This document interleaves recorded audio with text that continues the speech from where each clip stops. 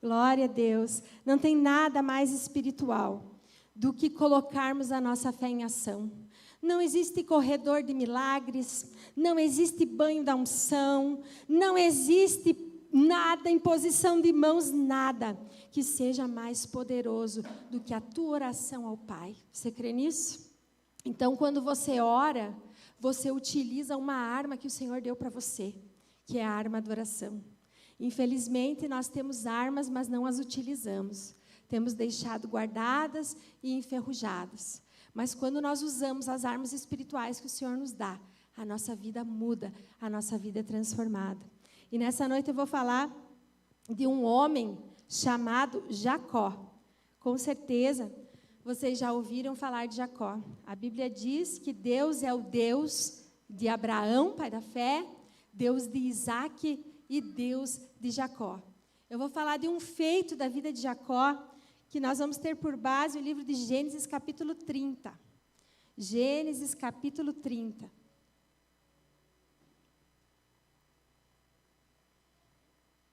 Versículo 27. Sei que vai passar aqui também, então a gente vai ler aqui para ler numa versão apenas, todo mundo na mesma versão. É importante saber, antes da gente ler, que a bênção de Deus era com Jacó. Deus abençoou Abraão, Isaac e Jacó. E o que eu quero falar nessa noite é sobre as varas que dirigem a nossa vida. Já vamos entender. As varas que dirigem a nossa vida. E lá está o texto. Labão lhe respondeu: se puder me fazer este favor, peço que fique comigo. Descobri por meio de adivinhações que o Senhor Deus me abençoou por causa de você. Labão era sogro de Jacó, para quem não sabe. E Jacó tinha trabalhado 14 anos, 7 anos para casar com cada filha de Labão. E aqui tinha dado o tempo, tinha terminado os 14 anos, e Labão estava falando para Jacó: peço que fique comigo, porque eu sei que eu enriqueci e tenha sido abençoado por causa do Deus da tua vida, por causa de você. E Labão continuou: fixe o salário que eu vou te pagar. Então Jacó disse: o Senhor sabe como tenho trabalhado e como cuidei do seu gado. Porque o pouco que o Senhor tinha antes de eu chegar foi aumentado grandemente, e o Senhor Deus o abençoou com o meu trabalho. Mas quando que eu vou começar a trabalhar também pela minha própria casa? Labão perguntou a Jacó: quanto você quer que eu lhe dê? Jacó respondeu: não precisa me dar nada. Voltarei a apacentar e aguardar o seu rebanho, se o Senhor concordar com isto. Aí Jacó faz uma proposta para Labão. Ele não queria o salário. Passarei hoje por todo o seu rebanho, separando para mim todas as ovelhas salpicadas e malhadas, todos os cordeiros negros e todas as cabras malhadas e salpicadas. Isso será o meu salário. Assim, a minha justiça responderá por mim. No dia de amanhã, quando o Senhor vier conferir o meu salário, as cabras que não forem salpicadas e malhadas, e as ovelhas que não forem negras, caso forem achadas comigo, o Senhor pode considerá-las como roubada. Veja que ia ficar bem separado. Não ia ter como Labão acusar Jacó. Então Labão disse: está bem, seja como você disse. Aceitou de pronto.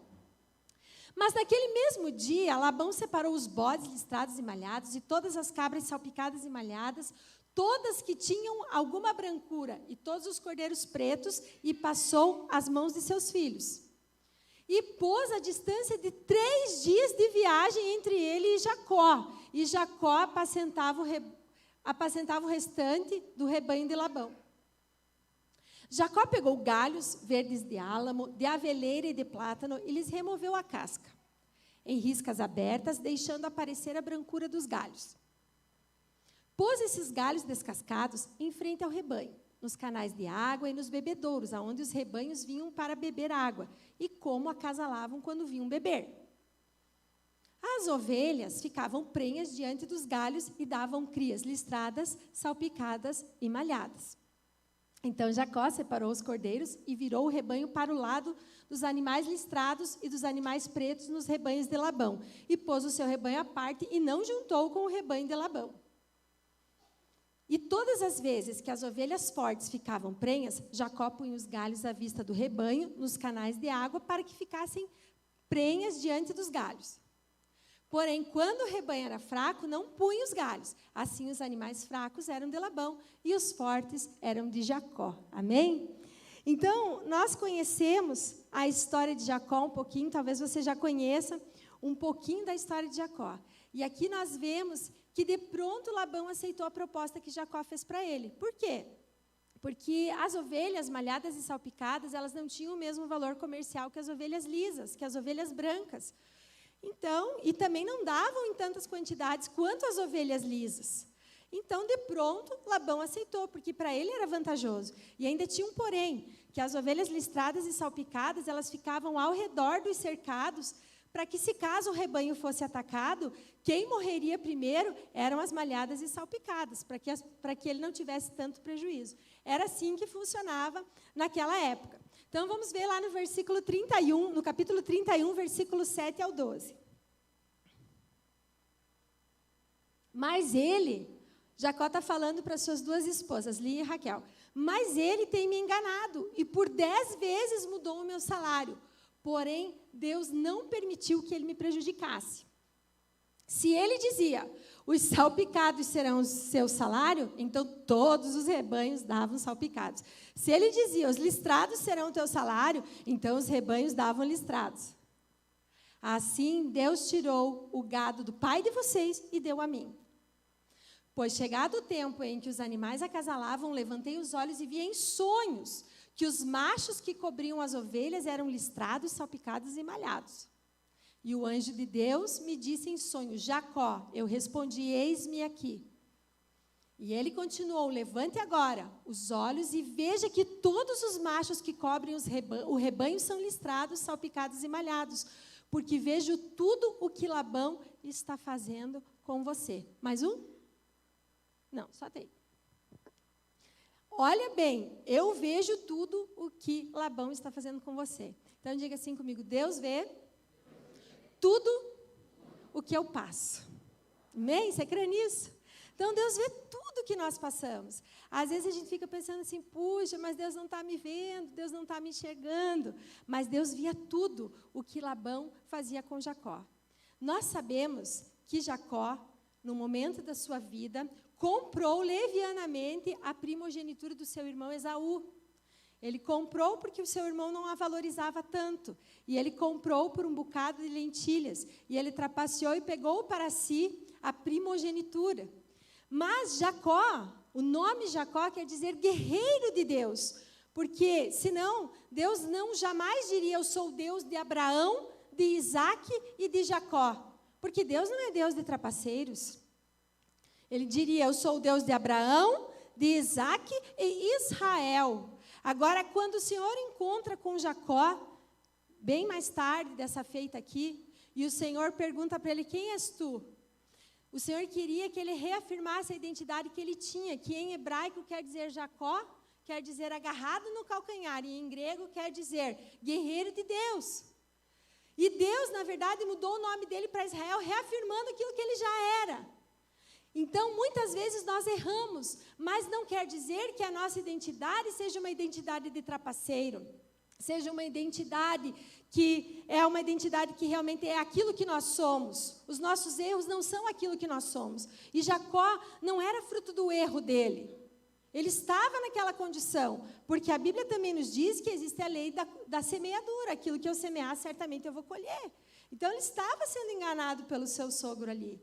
Mas Deus estava vendo tudo o que Jacó estava passando. Afinal de contas, já eram 20 anos nessa situação de exploração em que ele estava. E Jacó disse, de certo, agora eu não posso trabalhar pelo bem da minha própria família. Veja que Jacó, nesse tempo, já tinha 4 mulheres, 2 concubinas, e já tinha quase 11 filhos. E Jacó não tinha renda. Olha a aflição de Jacó. Pense você nessa situação. Então, Jacó realmente, quando ele se viu enganado mais uma vez pelo seu sogro Labão, com certeza a vontade dele era desanimar. Nós, muitas vezes, por muito menos, queremos desanimar. Mas Jacó era um homem de fé. Jacó era um homem que tinha a bênção de Deus. Diga assim, eu tenho a bênção de Deus. E você precisa acreditar nisso. Você precisa acreditar que você é um filho de Deus e se apropriar da tua identidade como filho de Deus. É por isso que muitas vezes as pessoas, os cristãos, eles vivem derrotados. E não é assim que Deus quer que nós vivamos. Então Jacó, ele teve um sonho. Um sonho que, na verdade, foi uma revelação. Ele viu em sonho como seria o seu rebanho. Então, provavelmente, enquanto muitos tinham Jacó como um sonhador, e até mesmo uma pessoa maluca, desequilibrada, talvez, imagine o que as esposas pensavam de Jacó. Né? A gente sabe que, às vezes, o marido faz uma coisinha, a gente já fica olhando meio estranho, né? Imagine quando Jacó quis pôr em prática aquilo que Deus estava mostrando para ele. Então, eu vejo Jacó como um homem de fé, que estava acreditando no que foi revelado a ele. E ele estava expressando, através de atitudes e estratégias, a sua fé. Por que nós, muitas vezes, não expressamos a nossa fé através de atitudes e ações? Então, a nossa fé, ela tem que ser acompanhada de atitudes e ações. Nós não precisamos de fé para vir todo domingo, sentar no banco da igreja e ir embora. Aqui na igreja, ninguém precisa de fé. Você precisa de fé lá na tua realidade, de segunda a sexta. Então, Jacó, ele precisava da fé nesse momento, porque ele tinha uma família para sustentar. E eu creio que Jacó, ele queria que as ovelhas, quando ele fez as varas, ele queria que as ovelhas vissem o que ele estava vendo. Aleluia. Então, é desta forma que Deus se revelou a ele, e é dessa forma que ia acontecer. Então, Jacó, ele usa a sua fé. Será que essa mesma estratégia de colocar varas na frente dos bebedouros, se fosse usada por Labão, será que daria certo? Será que se ela fosse usada por outros pastores, daria certo? Hoje de manhã a gente refletia sobre isso, porque com certeza, quando as pessoas começaram a ver que colocar a vara listrada e manchada, descascada na frente dos bebedouros de água, o rebanho começava a dar exatamente, eu acredito, quantas vezes a gente já não imitou estratégias de outras pessoas que deram certo? Então, com certeza, alguns pastores imitaram, e talvez até Labão, que ficava furioso, que por 10 vezes mudou o salário de Jacó. Se as ovelhas davam listrado, ele dizia, não, agora o teu salário não é mais listrado, agora o teu salário é salpicado. E assim mudou 10 vezes, para tentar sair do prejuízo. Então, eu digo para você, não funciona com quem não tem a bênção de Deus. Porque a Bíblia fala, lá em Romanos 8, 28, que todas as coisas cooperam para o bem daqueles que amam a Deus. Só funciona para quem ama a Deus, para quem serve a Deus e para quem tem a bênção de Deus na vida. Você pode dar um glória a Deus? Aleluia. Então, eu acredito que Labão tentou pôr vara, né? Aqui na minha conjectura, a Bíblia não diz que os outros pastores tentaram descascar as varas, mas só funcionou com Jacó, porque ele tinha a bênção de Deus. Então, eu digo para você, ninguém vai tirar a tua bênção. O que Deus tem para você, o lugar que Deus tem para você, é teu. Porque Deus é contigo e Deus tem um plano particular para cada um de nós. Então, veja bem, o que são essas varas que eu quero falar nessa noite para os irmãos? A Bíblia fala diversas vezes sobre as varas, né? E a gente sabe que vara é algo útil, algo necessário. Quem não tem uma vara, um cabo de vassoura em casa? Eu tenho, porque como é que eu vou varrer a baixada assim? A vara é muito útil para mim, né? O cabo do aspirador, para quem não varre a casa que nem eu, né? Só passa aspirador. É um cabo, é muito útil. A vara da disciplina que a gente tem em cima da geladeira quando é necessária, né? A vara da correção. A gente tem muitas varas, a Bíblia tinha varas. As varas que passavam por dentro das argolas da Arca da Aliança, para carregar a Arca da Aliança. A vara de Arão, quando ele jogava, se transformava no quê? Numa serpente. Quando ele pegava a serpente, se transformava no quê? Na vara. Então, a vara, ela é um objeto que Deus usou muito na Bíblia. Mas será que a vara tinha poder? O Senhor da vara é que tem o poder. Aleluia. Amém? Não adianta você ter vara. Não adianta você usar a vara sem a bênção de Deus, sem o poder de Deus, sem a direção de Deus. Nem para corrigir os filhos não adianta. Porque se você usar a vara na tua ira, não vai resolver. A vara é para correção, né? Então, nós precisamos entender o real significado da vara. em todos os sentidos. E nessa noite eu quero falar sobre 3 tipos de varas que são importantes para nós. A vara também, ela nos ampara para caminhar, né? Muitas pessoas usam como bengala, né? Então, elas às vezes precisam se firmar, se elas estão com algum problema ou se elas já estão um pouco idosas, então elas precisam de um apoio. E nós precisamos de algumas varas na nossa vida para nos direcionar e nos apoiar, sabendo que a linguagem que deve nos mover como cristãos é a linguagem da fé, a linguagem do Espírito e a linguagem dos sonhos e visões. Então, eu quero dizer para vocês que se você é um cristão e não tem fé, trate de aumentar a tua fé, sabendo que a fé é algo que pode crescer, que pode aumentar, mas ela vai crescer e aumentar quando? Quando eu alimentar a minha fé. Tem gente que quer ser um gigante na fé, mas ele não veio para a igreja há muito tempo. Ele não ora, ele não jejua, ele não lê a palavra. Como é que ele vai ter fé? Não vai ter fé. A fé é algo que cresce, é algo que aumenta. Então, se você deseja ter fé, alimente a tua fé. Então, a linguagem que deve mover você como cristão é a linguagem da fé, do Espírito, de sonhos e visões. E aqui nós vemos que Jacó ele tinha uma visão. Jacó, ele teve um sonho, que foi o que moveu a vida dele. E a primeira vara que eu quero falar nessa noite é a vara da fé. Nenhum cristão verdadeiro pode andar sem se amparar com essa vara. A fé é a certeza, diz lá em Hebreus 11:1. A fé é o firme fundamento das coisas que se esperam e a certeza das coisas que não se veem. Então, fé é isso, meu querido. Eu digo para você, por isso que eu digo que aqui no culto não precisa de fé. Eu preciso de fé lá fora para enfrentar a minha realidade. É para isso que eu preciso da minha fé. E muitas vezes, quando nós saímos do culto, acabou a fé, murchou. E aí, como que nós estamos enfrentando a nossa realidade? Lá fora, sem fé. Sabendo que a Bíblia diz que sem fé é impossível agradar a Deus. Nos últimos dias, o justo viverá como? Pela fé. Sabe por quê? Quando você tiver a tua conta bancária recheada, mas não puder mais acessar a tua conta bancária, você vai dizer, agora eu vou ter que botar minha fé em ação. Porque um dia esse dia vai chegar. Eu não sei quando, mas não vai resolver você ter dinheiro, não vai resolver nada. A única coisa que vai resolver é você guardar a tua fé. Essa você tem que guardar. Esse cajado você não pode soltar, porque senão você está perdido. E aí, então, a fé, ela é um princípio de ação e poder. Então, se eu tenho fé, as minhas obras me acompanham. Então, eu tenho que demonstrar que eu tenho fé. Eu tenho que viver pela fé. Então, aqui, o que Jacó estava fazendo nesse contexto da vida dele? Ele colocou em prática direções que Deus lhe havia dado, estratégias e experiências que ele teve ao longo da vida dele. Quantos de nós estamos diletantes acerca daquilo que Deus nos tem revelado e não colocamos em prática por medo das críticas ou medo do que isso vai nos custar? Ai, não, fazer a obra de Deus, né, é muito trabalhoso.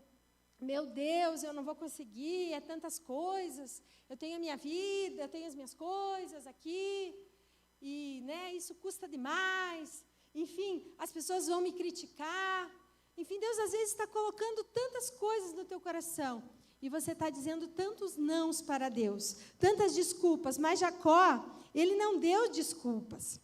Jacó, ele separou varas, 3 tipos de varas. Varas de álamo, de aveleira e de castanheira. Eu não vou falar das características, que daria outra pregação se nós fôssemos falar das características das madeiras dessa vara. Mas ele separou varas que não eram varas que estavam ali, qualquer vara, vamos descascar ali aquela árvore, não. Ele olhou com especificidade para esses 3 tipos de vara, que provavelmente não tinha ali no quintal de Labão. Até devia ter na redondeza. Eu acredito que ele não fez uma viagem para pegar essas varas, porque algumas não eram nativas daquela região. E então ele pega esses 3 tipos de vara e ele faz um ato profético, porque ele queria que as ovelhas vissem o que ele via em sonho. Deus não mandou ele fazer as varas, mas ele fez as varas. Deus mostrou para ele as ovelhas que iriam, os cordeiros que iriam cobrir as ovelhas. Mas Deus não falou para ele, faça varas e coloque na frente dos bebedouros. Quem fez as varas foi Jacó. Jacó colocou essa estratégia. Jacó disse, não, eu preciso olhar para o que Deus disse que vai fazer. Eu preciso que as minhas ovelhas olhem para aquilo que Deus disse que vai fazer. Olha que tremendo. Tem a parte de Deus, mas tem a nossa parte. E muitos não querem fazer a sua parte. Só querem receber o banho da unção, o banho da bênção, o corredor do milagre, a imposição de mãos, a oração forte, copo com água ungido. Porque é mais fácil você ter um ponto de fé do que realmente você colocar a tua fé em ação. Os atos proféticos são de Deus, eles demonstram que nós acreditamos, que nós estamos visualizando aquilo que pela fé nós temos certeza que Deus vai fazer. Jacó tinha certeza e ele queria que as ovelhas também vissem aquilo que ele tinha certeza. Olha que coisa maravilhosa. Então, cada uma dessas varas tinha características diferentes.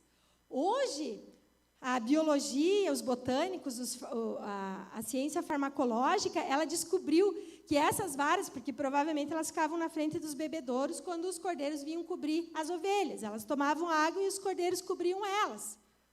Então, provavelmente, elas também deviam comer aquelas varas. E naquelas varas, hoje, se descobriu que elas também tinham particularidades no sentido de curar problemas urogenitais, reduziam febres e funcionavam como anti-inflamatórios, ajudando a reduzir os distúrbios reprodutivos. Olha a inspiração que Jacó. Como que Jacó ia saber disso, que aquelas madeiras iam fazer isso? A inspiração divina. Quantas vezes você faz uma coisa, nem entende porque você está fazendo aquela coisa, mas você recebeu uma inspiração divina. Eu lembrava hoje pela manhã, que o ano passado nós estávamos fazendo uma conferência online, Deus trabalhando na nossa vida, na vida minha, do pastor, e de repente o Senhor me entregou uma palavra, e eu disse, Senhor, isso não tem lógica, nexo, Senhor. Não tem sim, minha filha, entrega essa palavra porque é de Deus. E eu entreguei a palavra para o pastor acerca do terreno, e eu disse, olha, Deus está me mostrando que a proposta desse terreno vai ser em 3 linhas, numa folha de papel de caderno com linha. E a proposta vai ser em 3 linhas. Uma entrada e mais 2 linhas. Você vai entregar no balcão do estabelecimento daquele irmão, no balcão de vidro, naquele do lado, e é lá que você vai entregar. Ele, amém. Da onde que Deus ia entregar tanta especificidade? Só Deus pode fazer isso. Talvez veio uma inspiração. Não, eu vou colocar essa aqui, essa. Jacó saiu caminhando e orando, e Deus falou, essa aqui é a madeira dessa aqui, bota lá. A gente não entende, porque a fé muitas vezes não é para ser explicada. Porque quando a gente quer explicar muito, a gente não vive a fé. A gente não vive os milagres. Então, a gente precisa obedecer. E Jacó obedeceu. E eu lembro aquele dia, como se fosse hoje, o pastor foi lá, jejuou na segunda, na quarta-feira foi lá. E eu e o alemão, na mesinha do escritório, né, alemão? Ali, ansiado, esperando Jesus, né? Jesus amado. E aí o pastor chegou, amém, está feito, que está feito, está feito. Agora é só orar para Jesus fazer o milagre. 20 minutos depois chega um dos donos do terreno e diz assim, o terreno é de vocês. Sabe o que é 5 donos? Com um dono já não é fácil acertar negócio. 5 donos diferentes para 20 minutos depois dizer o terreno é de vocês? É porque Deus faz as coisas, irmãos. Deus faz as coisas e nós precisamos acreditar. Nós precisamos deixar Deus inspirar a nossa vida. Nós precisamos andar pela fé. Se você quiser explicar tudo, andar tudo pela tua vista, você não vai experimentar o sobrenatural de Deus. E daí a tua vida não vai ter graça. Não vai ter essa emoção de você andar nas coisas que Deus quer que você ande. Aleluia. Então Jacó não sabia disso, mas ele colocou lá varas de álamo, de aveleira e de castanheira, aleluia, e dizia que tudo isso tornaria um animal mais saudável e mais propenso a produzir descendentes saudáveis. Então, isso a gente descobriu agora, a ciência descobriu que estava lá em Gênesis, descobriu agora. Então, sabe-se também que mesmo com tudo isso, se Deus não tivesse intervindo, não funcionaria do jeito como funcionou, certo? Então, o que Deus deu? Deus deu um sonho para Jacó, dizendo, ó, tais cordeiros, eu não sei se nesse sonho, Deus disse, ó, pegue aquele cordeiro, porque para conhecer a cara dos cordeirinhos, distinguir, devia ser difícil, né? Só se Jacó tivesse, assim, uma intimidade grande com os cordeiros, aquele monte, para saber lá do sonho qual que era aquele na realidade. Porque Deus poderia revelar a genética daquele cordeiro branco, que seria mais propenso a gerar animais listrados. Deus poderia? Poderia. Talvez nesse sonho Deus mostrou especificamente para Jacó aqueles cordeiros lisos que seriam propensos geneticamente para isso. Mas talvez foi só uma visão de cordeiros brancos cobrindo as ovelhas e gerando animais listrados, salpicados e malhados. Não importa, isso não importa. O que importa é que Deus fez. O que importa é que Deus agiu e Jacó, ele acreditou, aleluia. Então importa, meus irmãos, que vocês creiam. Importa que vocês vivam pela fé nesses últimos dias em que a nossa fé é tão necessária. Então, fez nas varas listras e manchas e colocou no bebedor das ovelhas. Foi difícil para Jacó colocar a riqueza ao seu lado. Talvez você tenha buscado bênçãos da parte de Deus. Prosperidade, estabilidade financeira, talvez você não pare em emprego nenhum, talvez a tua vida é uma bagunça. Foi difícil para Jacó, a vida dele não foi fácil. Mas realmente ele tomou não uma, não duas, mas ele tomou muitas atitudes para que a plenitude do que ele desejava se tornasse uma realidade na sua vida. Então ele tornou-se riquíssimo, Deus o abençoou grandemente, mas porque ele fez a sua parte, ele creu e obedeceu. Você tem feito a tua parte? Você tem crido? Você tem obedecido? Então, nessa noite, se pergunte, por que você não tem vivido o sobrenatural, o melhor de Deus para a tua vida? Será que o problema está na semente ou o problema está na terra? Então, a primeira vara que eu quero falar é a vara da fé. Diga, vara da fé. Pegue essa vara. Agora, nós vamos falar sobre a vara da eternidade. Porque não adianta a gente falar sobre a vara da fé e não falar da vara da eternidade. Outra coisa que me chama muita atenção nessa palavra é que Jacó era pastor de ovelhas, certo? E o bom pastor, diz lá em João 10:10, que ele dá a vida pelas suas ovelhas. Então, isso não quer dizer literalmente que um pastor tenha que morrer pelas suas ovelhas, mas sim que ele tenha que empenhar a sua vida para cuidar delas. Então, isso me chamou muito aos olhos aqui. O pastor, ele deve usar a vara para balizar a vida das ovelhas, para proteger, para ensinar a visão. O bom pastor cuida das ovelhas, ensina, ora por elas e com elas e se importa com elas.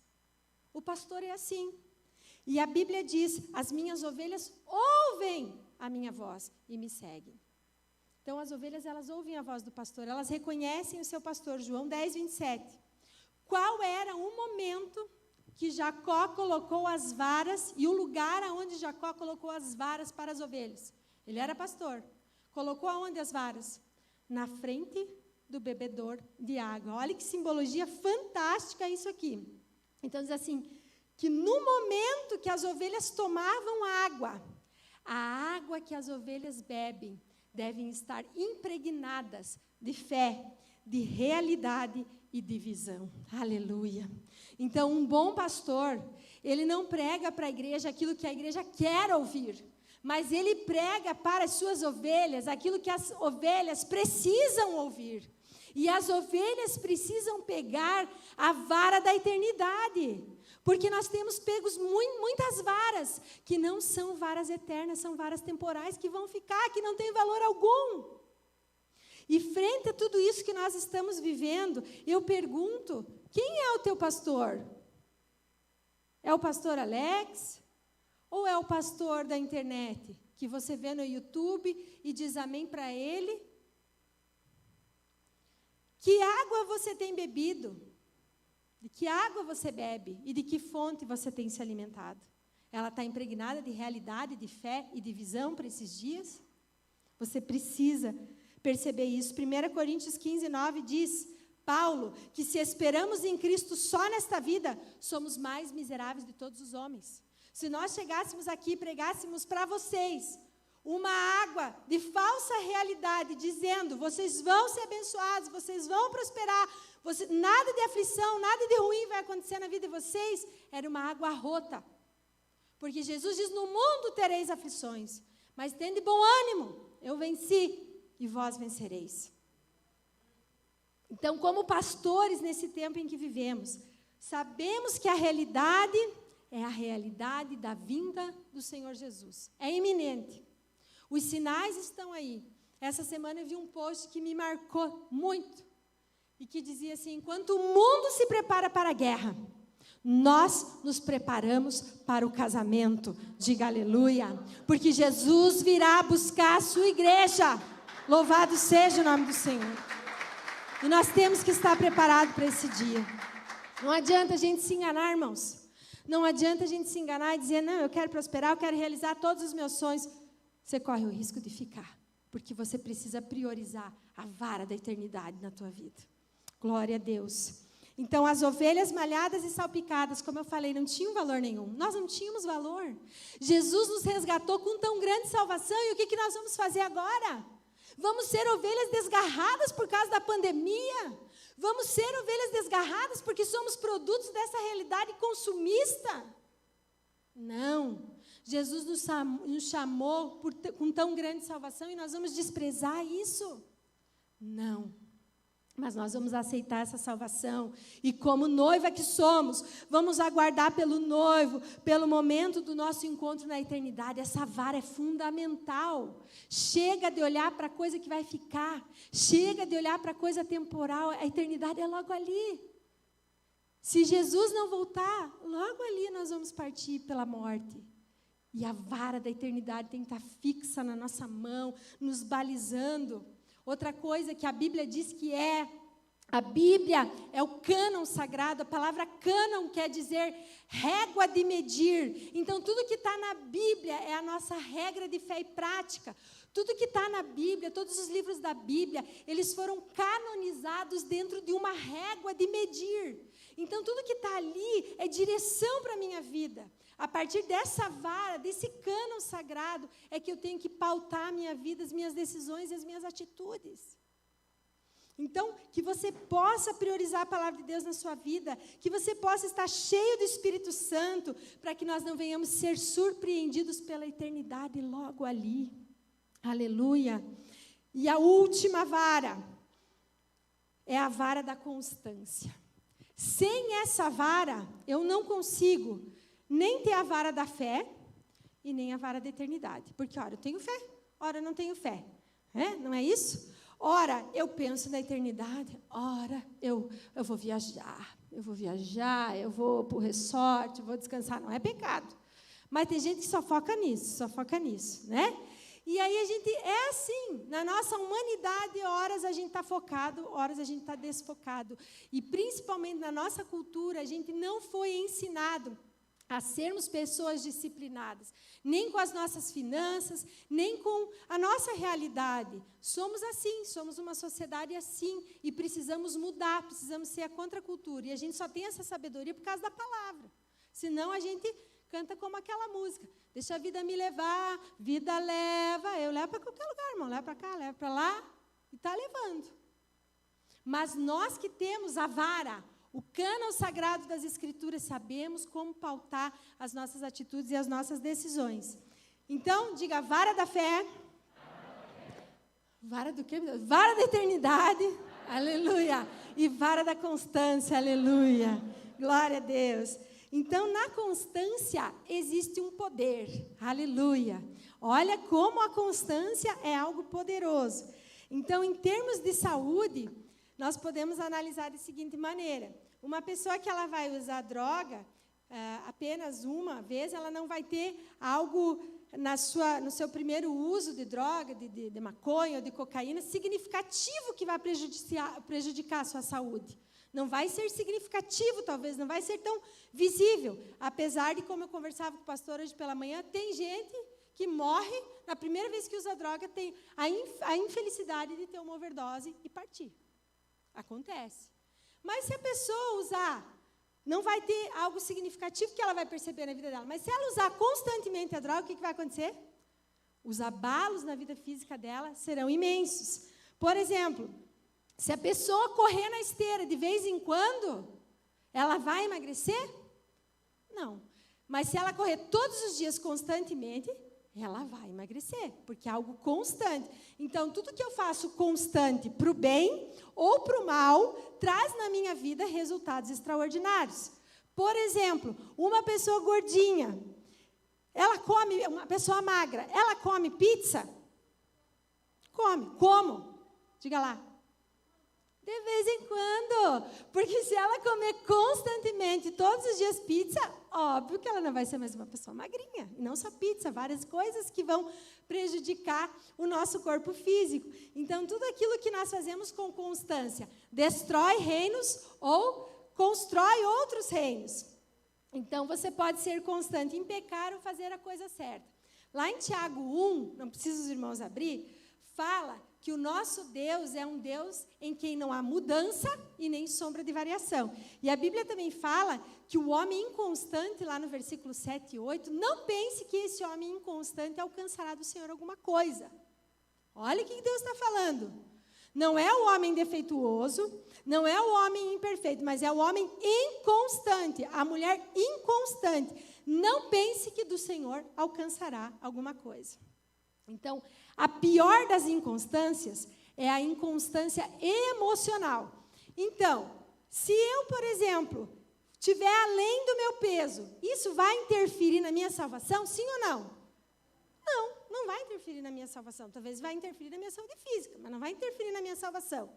Por exemplo, se eu for inconstante no meu tempo de oração com Deus, eu orava 1 hora, mas agora eu oro só 15 minutos. Isso vai causar um abalo significativo na minha espiritualidade. Vai. Mas vai implicar na minha salvação por eu estar orando menos, sim ou não? Não, não vai implicar, porque eu não sou salvo pelas minhas obras. É claro que eu oro para que a fé siga. Para que eu tenha fé e as obras me sigam. Certo, irmãos? Mas isso não vai implicar na minha salvação. Agora, a inconstância emocional é a pior de todas as inconstâncias. Quer ver por quê? A pessoa que ela vem para a igreja, vou dar o exemplo da igreja, porque são inúmeros exemplos que nós poderíamos dar. A pessoa ela vem na igreja e aí ela diz assim, puxa, aquele irmão sentou no lugar que eu sento. Estou morrendo de raiva porque ele sabe que é lá que eu sento e o que é que ele vem sentar no mesmo lugar que eu sento. Lá na escola, essa semana, outra que passou, a gente teve um estresse lá, de tiro até, porque um pai estacionou no lugar do outro pai que costumava estacionar lá. Deu 2 tiros para cima, deu maior confusão. Né? Então, o que é isso? Inconstância emocional. Então, a pessoa diz assim, eu não vou mais para a igreja, porque eu não estou mais suportando aquele irmão, senta no meu lugar, aquele irmão pega meu lugar no estacionamento. Está entendendo? O que Deus tem a ver com isso? Alguma coisa? Nada. E aí, o que você faz? Você sai da igreja. Você se afasta do convívio dos irmãos. Sabe por quê? Por causa da tua emoção. Aquele que é dirigido pelas emoções, ele nunca chega a lugar algum. Ou melhor, ele chega, mas ele chega num lugar ruim, porque nós não podemos ser dirigidos pelas nossas emoções. Quer ver alguns exemplos da Bíblia que falam sobre isso? Então, Sansão, ele era o homem mais forte que a Bíblia relata. E o que aconteceu com Sansão? Sansão foi sendo constante no pecado, até que aconteceu o quê? Ele revelou o segredo dele para Dalila. E aí, o que aconteceu com Sansão? Ele foi colocado lá para rodar uma roda, para gerar energia ali, e morreu como um escravo. Perdeu toda a sua força, seu cabelo foi cortado. Porque ele foi constante no pecado. Quer ver um exemplo de constância abençoada? Ana. Ana, ela queria um filho. E todo ano ela ia na festa em Jerusalém. O que Ana fazia? Ana ia e dobrava os joelhos e orava. Não saía som da sua boca, mas Ana pedia um filho. E Ana foi por vários anos, ela foi. Já imaginou se Ana fosse por 1 ou 2 anos e dissesse, Deus não vai me ouvir, eu realmente não vou conseguir ser mãe? E desistisse? Ana não teria sido mãe. Quando Josué deu as voltas nas muralhas de Jericó, Deus mandou Josué dar 7 voltas, era na 7ª que ia cair. Mas Josué pensa assim, não, lá pela 5ª, não deu nenhuma rachadura ainda, sinal de que Deus não vai fazer, eu vou parar. As muralhas tinham caído? Não. O que nós vemos aqui? Constância. Os homens e as mulheres de Deus precisam de constância. Então, nenhuma vara vai ficar na tua mão. Nem a vara da fé, nem a vara da eternidade, se você não tomar nessa noite a vara da constância. Uma hora eu venho na igreja, outra hora eu não venho. Quantos irmãos que a gente vê, pessoas que a gente vê, que há anos flertam com o evangelho. Há anos vêm na igreja, mas não tomam uma decisão de ser constante, de entregar a vida para Jesus. E a vida deles está da mesma maneira. Não vai ser transformado, porque você precisa ser constante em tudo aquilo que você faz. Se você não limpar a tua casa constantemente, ela vai permanecer limpa? Ela não vai permanecer limpa, né? Olha a viagem de Abraão. Abraão, quando Deus mandou que ele sacrificasse Isaque, foram 3 dias de viagem até um monte. Se Abraão fosse um homem inconstante, fosse governado pelas suas emoções, ele ia dizer, meu Deus, eu não aguento mais. Eu não posso matar o Isaque, eu não posso sacrificar meu filho, e ele ia ter um descontrole emocional, e nem lá no monte ele não ia chegar. Mas ele controlou as suas emoções e obedeceu a Deus. Nós precisamos controlar as nossas emoções. Se você não tem controlado as suas emoções, você está fadado ao fracasso. Você precisa ter constância emocional, porque a constância emocional vai permitir que você seja constante espiritualmente e até mesmo fisicamente. E isso é muito importante. O segredo da vida financeira é a constância. Esse mês não gastei nada, mas mês que vem vou pôr o pé na jaca. Vou fazer umas compras, porque agora liberou o limite do cartão. Diga misericórdia. Adiantou? Não adiantou nada, né? Não vai prosperar nada. O segredo da vida com Deus é a constância. Adianta o marido ser romântico 1 semana por mês e nas 3 semanas restantes ser um cavalo dentro de casa? Adianta, mulheres? Não adianta. Mesma coisa as mulheres, né? Adianta ser mal-humorada 3 semanas e ser só uma bonzinha, que as mulheres são mais malvadas ainda. Diga misericórdia. Então, aí que tá, irmãos, nós temos que ser constantes. E uma coisa que nós temos que desconfiar. Desconfie da perfeição. Perfeito é só Deus. Você olha para uma pessoa perfeita,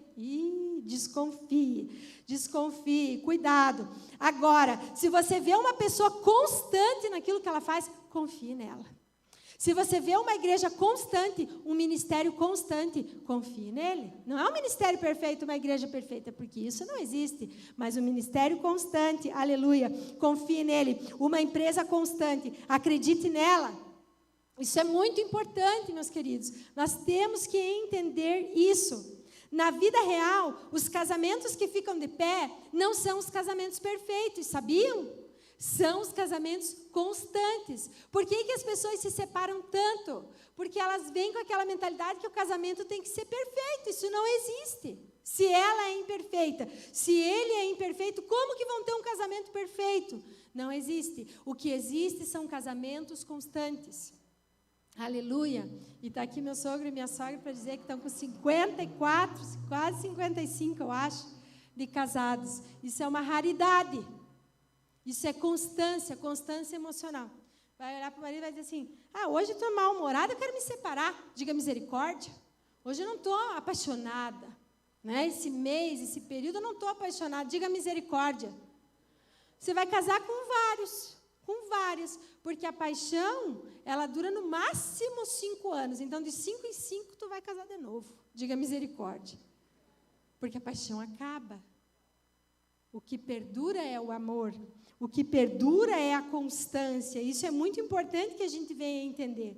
Seja constante no que Deus mandou você fazer. E desista das coisas que Deus não mandou você fazer. Tem um monte de gente sendo constante no que Deus não mandou ele fazer. Diga misericórdia. Teima, faz. E o que Deus mandou ele fazer, ele não faz. Misericórdia. Toda constância gera resultados extraordinários. Não é sobre perfeição, não é sobre ganhar ou perder, ou chegar até o final. Hoje de manhã, para encerrar, eu falei de uma moça chamada Gabriele Anderson, uma suíça que fez história numa maratona olímpica. Eu não sabia o nome dela, mas uma irmã me passou de tarde aqui. Ela não chegou em primeiro lugar, e eu nem sei quem chegou em primeiro lugar nessa maratona, mas eu sei que Gabriele Anderson, essa suíça, ela chegou em último lugar, e ela chegou cambaleando, e dizendo, ninguém toca nela, até que ela conseguiu passar a linha de chegada. Aleluia. Alguém lembra do primeiro lugar? Não, mas lembram da constância dessa mulher que chegou com toda dificuldade, mas ela foi constante e ela chegou. E é assim que a gente tem que ser. A gente começa uma coisa, mas é difícil, acho que vou parar. Tem gente que não termina uma faculdade, uma universidade, é inconstante, nada serve para ele não chega até o final. Então, se você está com raiva, vai lá e resolve. Não deixe o sol se pôr sobre sua ira. A pessoa às vezes vê uma frase ali no Facebook, foi para mim um fantasma emocional. Não consegue ser constante nas emoções. É por isso que não consegue ser constante na fé. Esse é o maior problema. Pegue a vara da constância. Quantas pessoas que a gente atende aqui? Pastor, estou para baixo. Mês que vem, no outro mês está eufórico. Outro mês, meu Deus, vida, céus. Sempre inconstante. Você olha para aquele irmão, eu até às vezes fujo, porque eu sou muito, faca na boca, que nem diz os irmãos. Daí às vezes eu chego e falo, dá aquela injeção mal interpretada de ânimo na pessoa, que ela me interpreta mal às vezes. Mas, gente, todos nós temos problemas. O problema está na forma como nós olhamos. Quando Jacó se deparou que Labão tinha levado todo o seu salário, todas as ovelhas salpicadas e malhadas, ele ficou totalmente dependendo de Deus. Então, não tem problema depender totalmente de Deus. É bom, porque aí Deus mostra o quanto Ele nos ama e o quanto nós crescemos quando nós nos tornamos dependentes de Deus.